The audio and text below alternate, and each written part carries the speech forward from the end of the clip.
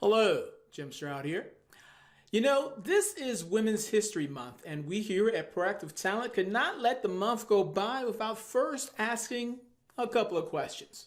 Question number one, was 2018 the year of the woman? We've been hearing it over and over again. A record number of women. A surge of first-time female candidates. It's all part of a national wave of women. Women are running for office in record numbers, and 2018 is being called the year of the woman. Or was 2021 the year of the woman? 2021 is the year of the woman. For real this time. Amy Coney Barrett is the first ever female originalist justice to sit on the Supreme Court. A record number of conservative women were just sworn into Congress. Well, it certainly seems that way in the political arena, but inside of corporate America, not so much. Check out these stats. As of November 2020, there were only 40 women CEOs of Fortune 500 companies. And women of color represented 18% of entry-level professionals, 6% of vice presidents, and 3% of C-suite executives. I find this curious because companies in the top quartile for gender diversity on their executive teams were 25% more likely to experience above average profitability than companies in the fourth quartile. And companies with female CEOs and CFOs produce superior stock price performance and profitability. So if statistically female CEOs translate into higher profits and a larger stock price, why aren't we seeing more female CEOs? Why isn't 2021 the year of the woman inside of corporate America?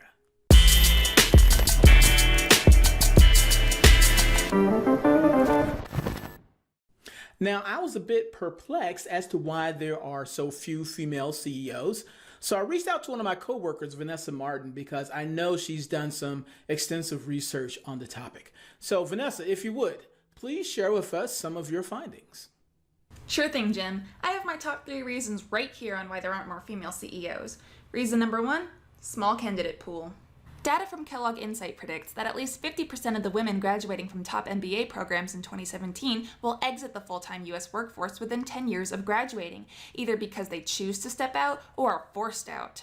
So we at least know that in part the issue is a matter of pipeline. How can you be sure you're getting the right person for the job when your candidate pool is so small?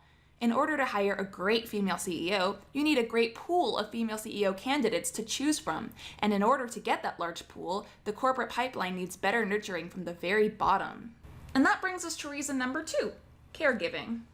To quote the New York Times, as the caregiving burden increased, with many schools and childcare centers still shuttered heading into the fall, many women made the decision to bow out of the workforce. Of those who left the workforce in September, over 72% were women. The labor participation rate in September among white women ages 20 and older was down 3.5% from the previous year. For Black women, it was down 2.2%, and for Hispanic women, it was down 4%. And finally, reason number 3, perhaps the biggest reason of them all, bias. The other forced out part from the Kellogg Insights data is another concern altogether because it plays into bias in company politics, which are challenging to monitor and regulate.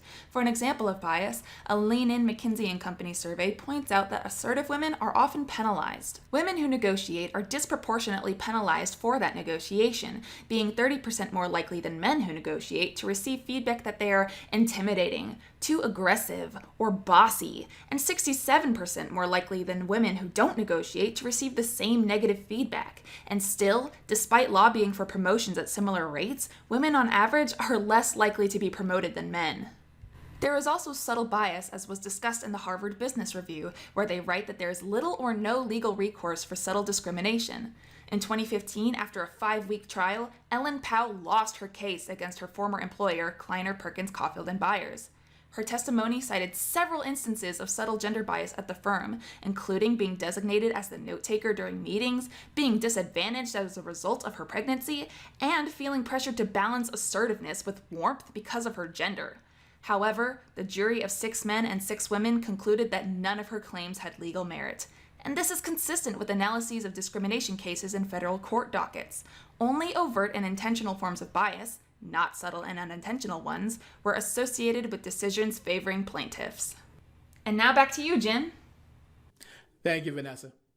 You know, if corporate America really wants to tackle this female talent pipeline issue, they may want to look at IBM because they have a very interesting solution in place.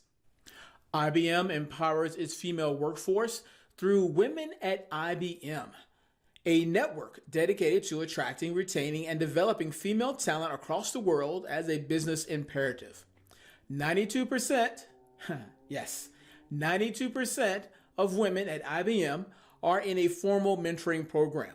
Additionally, since 1995, the number of women executives at IBM has increased by 562%. Put that number up, 562%. And women make up 29% of IBM's workforce. And curiously enough, I found some quotes from IBM employees who are praising that program. Let me share a couple of them with you. As a working mom of young boys, the pandemic dissolved my support network, so I joined a group of colleagues to develop ways to cope. It led to IBM's Work From Home Pledge, a set of guidelines for IBMers to support each other, put family first, and ensure flexibility. I no longer feel guilty when I prioritize mid-morning Zoom calls with school because the pledge gives me the confidence to set boundaries. Diversity and inclusion have long been part of our DNA. Having hired our first professional woman in 1934, women are successful thanks to continual upskilling and, in many cases, the support of allies committed to advancing their careers. We're proud to welcome even more women to our ranks through programs like our Tech Entry Returnship, restarting their careers after taking a break from the workforce. Now, can every company repeat the success that IBM has had? Well, maybe not every company, but every company can surely try. And in doing so, perhaps they can make 2021 the year of the woman inside of their own company.